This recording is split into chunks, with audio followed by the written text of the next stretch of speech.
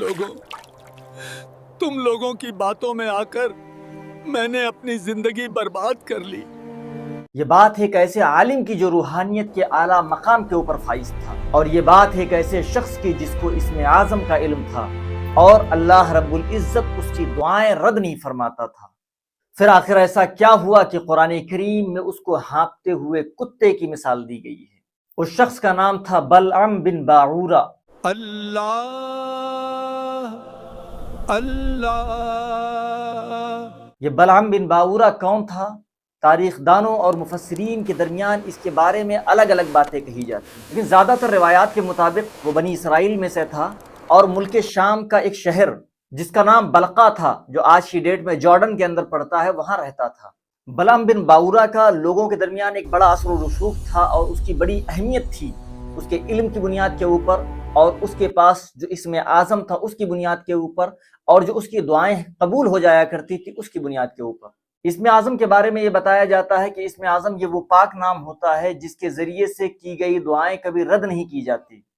تو جب بھی کوئی پریشانی، کوئی مشکل معاملہ آتا تھا، لوگ بلعم بن باعورہ کے پاس جاتے تھے، بلعم بن باعورہ دعا کرتا تھا اور اللہ رب العزت اس کی دعا کو قبول فرماتا تھا۔ بلعم بن باعورہ کی زندگی میں سب سے اہم موڑ تب آیا جب حضرت موسیٰ علیہ السلام ایک بڑے لشکر کے ساتھ کنعان کے اندر داخل ہوئے۔ وہاں رہنے والے بڑے طاقتور لوگ تھے، لیکن وہ حضرت موسیٰ علیہ السلام سے خوف کھا گئے، ان کے لشکر سے خوف کھا گئے، اور ان کو یہ ڈر ہو گیا کہ ان کے اوپر فتح پا لیں گے حضرت موسیٰ علیہ السلام۔ وہ لوگ آ رہے ہیں، ہم ان کا مقابلہ نہیں کر پائیں گے۔ جب ان کو یہ احساس ہو گیا کہ وہ حضرت موسیٰ علیہ السلام اور ان کے لشکر کا مقابلہ نہیں کر سکتے ہیں، وہ بلعم بن باعورہ کے پاس پہنچتے ہیں۔ بلعم بن باعورہ جو اس وقت ان کا سب سے بڑا مذہبی پیشوا تھا، ان لوگوں نے جا کر بلعم بن باعورہ سے کہا، اب ہمارے لیے موسیٰ اور ان کے لشکر کے خلاف بد دعا کر دیجئے تاکہ وہ اس زمین میں داخل نہ ہو سکیں۔ بلعم نے سب سے پہلے تو سختی سے انکار کر دیا اور کہا، موسیٰ اللہ کے نبی ہیں، میں ان کے خلاف بد دعا کیسے کر سکتا ہوں؟ جب بات سیدھی طریقے سے نہ بن پائی تو وہ لوگ بلعم بن باعورہ کی کمزوریوں کو تلاش کرنے لگے، اور پھر ان لوگوں نے وہ راستہ اختیار کیا جس کے آگے بڑے بڑے لوگ اپنے گھٹنے ٹیک دیتے ہیں۔ انہوں نے بلعم کو سونا، چاندی، زمین، جائیداد، بڑے بڑے القابات، ان ساری چیزوں کا لالچ دیا۔ اگر تم صرف ایک بد دعا کر دو تو یہ سارا سونا چاندی تمہارا ہوگا۔ روایات کے اندر یہ بھی آتا ہے کہ ان لوگوں نے اس کام کے لیے بلعم کی بیوی کا استعمال کیا۔ بادشاہ نے بڑے زیورات، تحفے، تحائف بلعم کی بیوی کے پاس بھیجے تاکہ وہ اپنے شوہر کو اس کام کے اوپر راضی کر سکے اور وہ موسیٰ علیہ السلام کے لیے بد دعا کر دے۔ اگر آپ ہمارے لیے بد دعا کروا دیں تو ہم آپ کو بہت بڑے بڑے تحفے دیں گے۔ بلعم جو ہمیشہ اللہ کی یاد میں مصروف رہا کرتا تھا، لیکن آہستہ آہستہ مال و دولت کے لالچ میں آ کر اور بیوی کی ضد کے آگے اس نے گھٹنے ٹیک دیے۔ بس ایک بد دعا ہی تو کرنی ہے، آپ کیوں انکار کر رہے ہیں؟ اور یہی وہ لمحہ تھا جس نے اسے اللہ کے راستے سے ہٹا کر شیطان کے راستے پر لا کر کھڑا کر دیا، کہ وقت کے ایک نبی کے خلاف بد دعا کرنے کا ارادہ دل میں لے کر وہ نکل پڑا۔ جب بلعم بن باعورہ نے اپنی ضمیر کا سودا کر لیا تو وہ اپنی گدھی کے اوپر سوار ہوا اور پہاڑ کی طرف نکل پڑا تاکہ اونچی جگہ کے اوپر جا کر وہ حضرت موسیٰ علیہ السلام اور ان کے لشکر کو دیکھ کر ان کے لیے بد دعا کر سکے۔ اور جب وہ جا رہا تھا، راستے میں ایک بہت عجیب واقعہ پیش آیا جسے اسرائیلی اور اسلامی روایات کے اندر بہت اہمیت دی گئی ہے۔ وہ گدھی جس کے اوپر بلعم بن باعورہ بیٹھا تھا، وہ بار بار بیٹھ جاتی تھی اور آگے بڑھنے سے انکار کر دیتی تھی، اور بلعم اسے بہت بے رحمی سے مارتا، یہاں تک کہ اللہ رب العزت نے اس گدھی کو قوت گویائی عطا فرمائی اور اس نے بولنا شروع کیا۔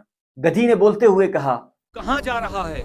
کیا تجھے نہیں دکھتا کہ میرے سامنے فرشتے کھڑے ہیں جو مجھے روک رہے ہیں؟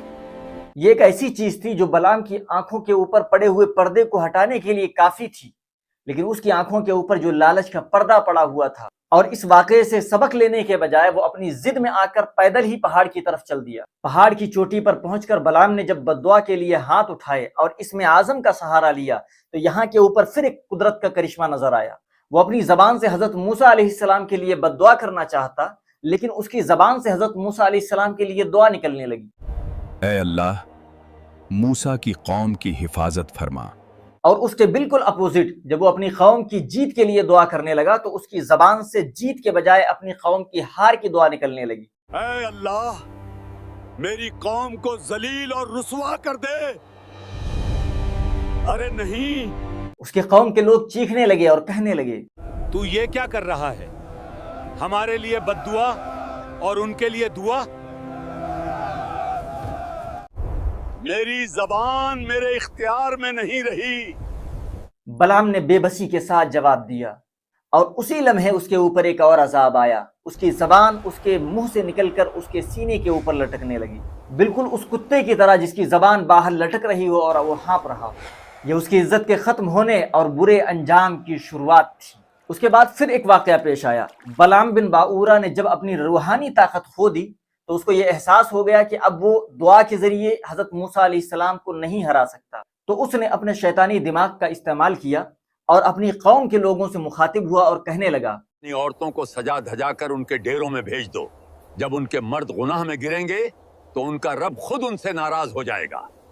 बलाम के दिमाग के अंदर ये साजिश चल रही थी, अगर उस कौम के अंदर से एक भी शख्स ने जिना का इर्तिकाब कर दिया और किसी भी लड़की के साथ गंदा काम कर लिया तो फिर अल्लाह रब्बुल इज्जत की मदद फिर उनके साथ नहीं होगी।